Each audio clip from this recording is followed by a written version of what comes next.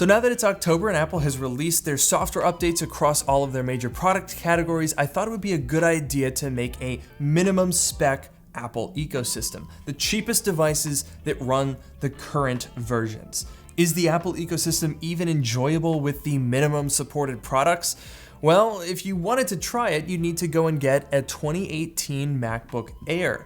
You'd also want to grab an iPhone XR, an iPad 6th generation, and an Apple Watch Series 4. And altogether, those devices would run you about $845. And you might be wondering at this point, where are they? Why aren't they in front of me?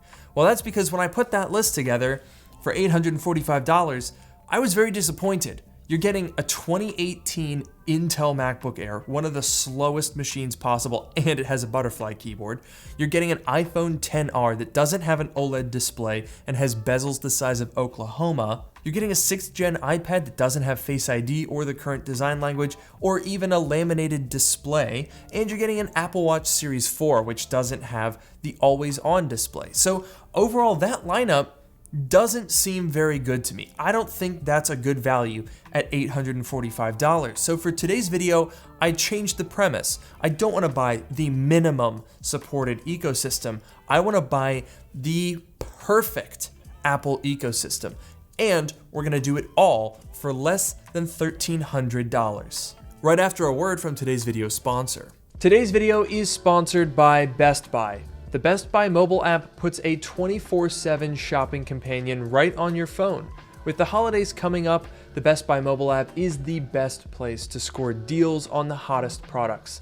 Best Buy drops give you first dibs to snag limited releases and serious savings, and with your My Best Buy Plus or My Best Buy Total membership, you can use the app to sort through categories, brands, and products to find exclusive member prices. You can even use the Best Buy mobile app to attach member benefits to in-store purchases. The Best Buy mobile app really does make things a lot easier. You can click Buy Now for super speedy checkout, and you can choose very easily between delivery or in-store or curbside pickup in just a matter of hours. So to learn more about Best Buy and download the mobile app today, check out the link in the description below. A big thanks to Best Buy for sponsoring, and now let's get back to the video. Okay, so if you're going to build the ideal Apple ecosystem, the first thing that we gotta set in stone right from the get-go is no Intel. That's not a part of this whatsoever. And that means, of course, the cornerstone of our ecosystem is the venerable M1 MacBook Air.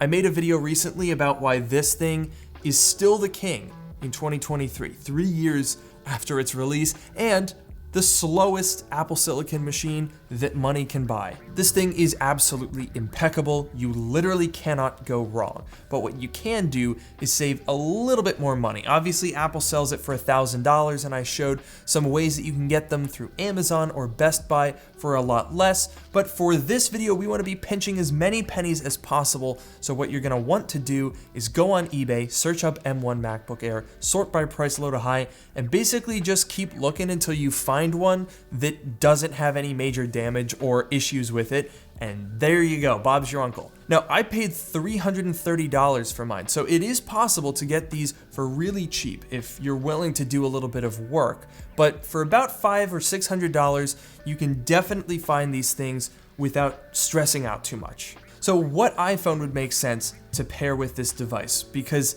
we don't want to blow too much of our budget buying something very expensive. I do still want to get a nice iPad and Apple Watch, but I don't want to skimp out here because it's an iPhone. You're going to use this for like 6 hours a day in some cases. So after a bit of soul searching, and eBay searching if I'm honest, I bought this Silver 11 Pro. This, I think, is a really, really good value. Now, I paid about $350 for these. You can find them for as low as like $320 if you're okay with a little bit of damage, but this is, I think, the perfect budget iPhone.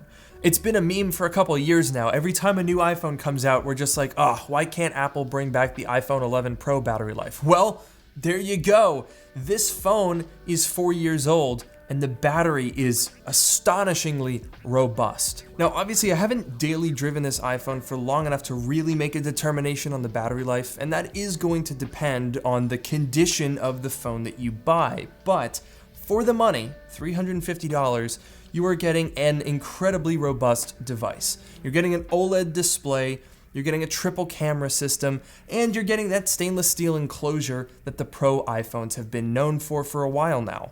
And can I just say, the iPhone 11 Pro design has really held up. This is a 4-year-old phone, but honestly, I kind of miss this design.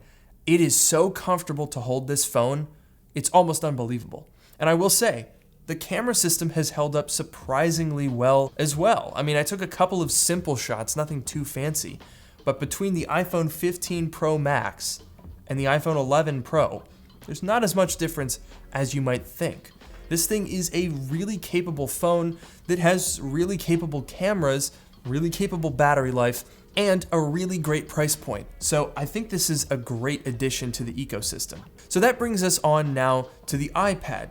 This is something that I didn't want to neglect, even though a recent poll on my channel showed that almost half of you guys think that the iPad is the weakest category that Apple offers. So let me know in the comments below, would you even buy an iPad as part of your Apple ecosystem? I think there are some people that literally would just skip it entirely and spend more money on the Mac, iPhone, and Apple Watch. But I decided that the 2018 iPad Pro 11-inch is the best, full stop. In an ultimate value, ultimate Apple ecosystem, you literally cannot go wrong here. You can get these things for just over $300, and for that you're getting ProMotion, you're getting Face ID, the newest design, and let's be honest folks, the A12X chip, which is the foundation for the M1 chip, let's not forget, is still more than capable of running iPadOS and doing anything that you would want to do on this device. It is really incredible that you can get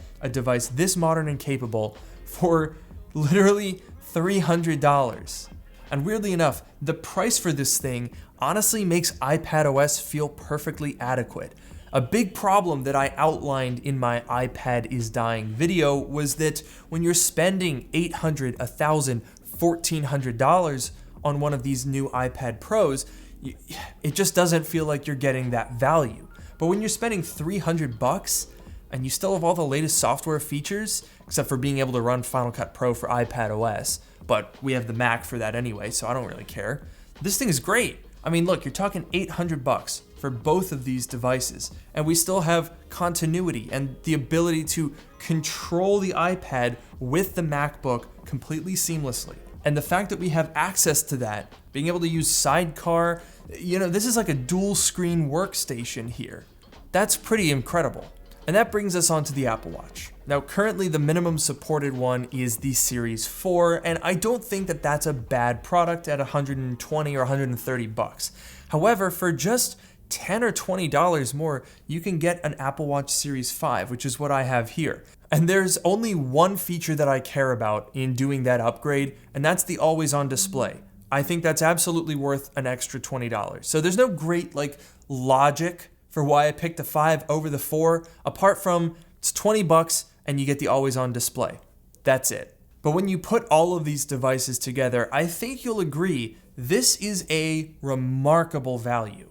So how much did all of this cost? Well, if you're willing to put in the time and pinch those pennies and really scour through some eBay listings, I think you can get these for a pretty good deal. I would say about $500 should be able to get you an M1 MacBook Air. The iPhone 11 Pro can be had for just over $300. We'll call it $330. An iPad Pro 11 you can do for about $320, and an Apple Watch Series 5 about $140. So that means our total all-in price is $1,290. And I think that is a remarkable value. I mean, that's the same price as the 15-inch MacBook Air. But instead of just getting a MacBook Air, we're getting a full Apple ecosystem for $1,300. And we get the added benefit of none of these have Intel. None of these are the minimum supported specs. So you can bet that these will continue to get support next year. That, I think, is a really crucial difference in the minimum spec ecosystem for $850, and this for about $300 or $400 more. I mean, just speaking personally for a moment, I was absolutely dreading spending $850 on those products. The thought of going out and buying a 2018 MacBook Air right now in 2023 and an iPhone XR and a crappy 6th gen iPad, no thanks, not interested. But this ecosystem completely flipped the script. Now I'm like, holy cow, why am I spending more than this? If you wanted to buy the equivalent of these products new, an M2 MacBook Air is going to set you back $1,099, an iPhone 15 Pro, $999, an iPad Pro 11-inch, $799, an Apple Watch Series 9 45mm, $429. That's a total all-in price of $3,326. That's kind of crazy. It's 3 times the price. That's a hefty premium that you pay to have the latest. And granted, that's just, if you bought from Apple, you can probably find a lot of those items discounted. But still, I think the value proposition for these 4 devices really speaks for itself. And I know that a lot of you guys out there have all of these. That's why I picked this, because these are kind of like the greatest hits in terms of Apple value proposition. And while you are going to sacrifice some features that Apple will only have on the latest and greatest products, I think what's important here is that you have the core of the Apple ecosystem. You have Face ID on an iPad with ProMotion. You have Apple Silicon in a Mac. You have a triple camera on the iPhone with an OLED display, and you have the always-on display on the watch. And of course, all of these devices can do AirPlay, handoff, continuity, AirDrop, all of the software features, right? Those are the core tenets of the Apple ecosystem. And these devices give you access to all of that for $1,300. So I'm curious to know what you guys think of this Apple ecosystem. Are there any substitutions that you would make? Would you get a newer iPhone, maybe skip an iPad? Would you switch out an Apple Watch? I'm very curious to hear how you guys would break down this roughly $1,300 budget. So definitely let me know all of that stuff in the comments below. I'm very interested to hear what you guys think. And of course, big thanks to you guys for watching this video. Make sure to like, comment, subscribe, and I'll see you in the next one.